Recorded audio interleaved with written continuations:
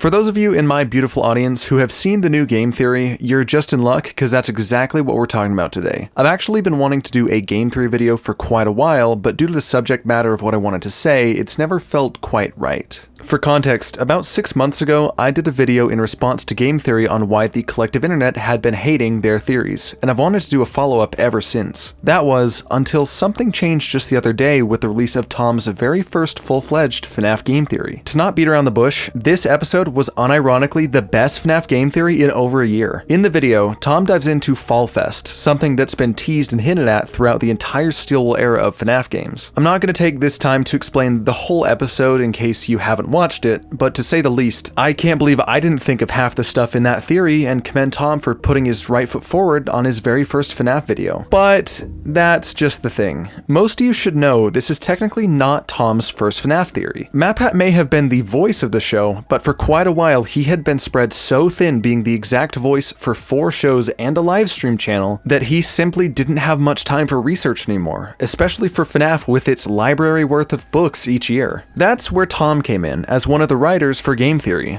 This week's Game Theory isn't Tom's first. He's been the main writer for the last several, which is exactly where we come back to how I opened this video. 6 months ago, Game Theory did an episode on why the internet was hating their FNAF theories so much. Theories specifically written by Tom. Tom, being the writer of the most prominent and most hated security breach theories, definitely confirmed that in this week's video where he said he was responsible for Gregory being a robot. I threw something out, my first FNAF theory, I threw something out there. Gregory's a robot, first FNAF theory, and look how well received it's been. Look how good that's gone for all of us. It's done so well for all of us. Yeah, what could possibly go wrong? Point is, how do we go from the collective internet outrage at most of Tom's theories to one of the best videos in over a year? I think it all comes down to a key problem from those old videos that this one actually lacks. Take a look at this clip from the newest Game Theory. They want Edwin for his robotics knowledge. Specifically, they want him to turn their character costumes into full-blown animatronics. We've seen him do exactly this with Chica in the first few pages of the story. Later on, he goes on to explain that this is the 18th character he'd been asked to create.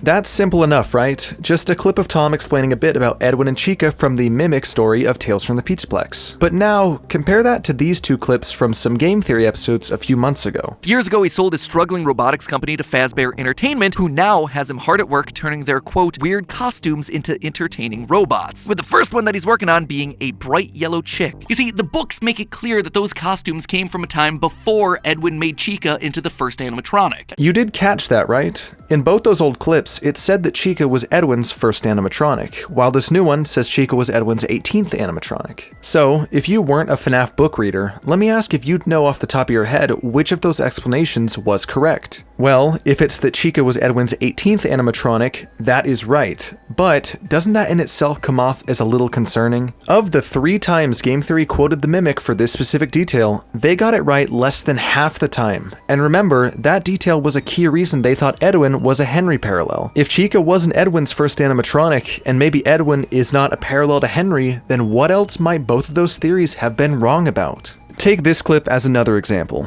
In Game Theory's video on Theory Hate, they cited 4 videos that were getting an excessive amount of it. In contrast to this week's video, which uses all objectively true and correct information, 3 out of those 4 Game Theory episodes you see on screen all have 1 or more point of misinformation or inherently flawed reasoning. For examples, Chica being Edwin's 18th animatronic as completely false, trying to connect Elizabeth, a character who's never had connection to the color blue, to the color blue as bad evidence, saying the Mimic specifically cycles between a mushroom and a jester costume when it uses many more even in the same story as bad evidence, and this clip where not a single thing said in it actually happens in any FNAF book. According to the books, the AI program was originally built to play with Charlie, a girl that wore a green wristband in order for the security puppet to protect her. Point is, the reason so many of those old game theories got hate, which they themselves did not pick up on, is because they were poorly researched and unintentionally spread misinformation as a part of their theories. Now, you might be asking, why should I or anyone care? Every video ends with, it's just a theory after all, so what's the big deal? Well, you may think it's not something I should care about, but evidently it was something Game Theory did care enough about to make an entire rebuttal video for. That whole video was to push back against claims of poor research going into theories when, ironically, the rebuttal video itself contained poorly researched misinformation. It clearly shows off the earliest signs of this poor research in its recap of the Gregbot evidence points. After all, Gregory's shirt is factually blue and you can't use lighting to say it's purple, and the Fredbear Bite looking ice cream was in fact removed in Ruin, and even later in the video at its very worst, not knowing that the storyteller tree was going to be removed in Tales from the Pizzaplex. Point is, obviously it's just a theory, but at the same time, you don't get the right to push back against theory hate while actively getting facts wrong and missing the point of where the hate is coming from in the first place. But the good news is it seems like Tom might have come a long way since then with this new banger of a video. Honestly, something this thoroughly researched came completely out of left field considering the purple guy is phone guy short just before it, which I quite honestly still can't tell is a shockingly late April Fool's joke, homage to MatPat's early days, or genuinely serious. So what's the TLDR of all this? Tom's track record of writing FNAF theories in the past hasn't been the best as he constantly misquoted the books, but things could be looking up if he makes the thoroughness of this newest video a trend for the ones coming later. I still think it's a bit of a problem that he's treating the books like parallels, but honestly that's not as big a genuine issue as misquotation and misinformation, which I hope to God he's fixed for good. And that, my dear audience, is all I've got today. I really did want to keep this one short since it's somewhat of a negative topic, but there was a good hint of positivity I was happy with. I do hope Tom sees this, as he might finally figure out exactly why some of those old episodes were getting so much hate.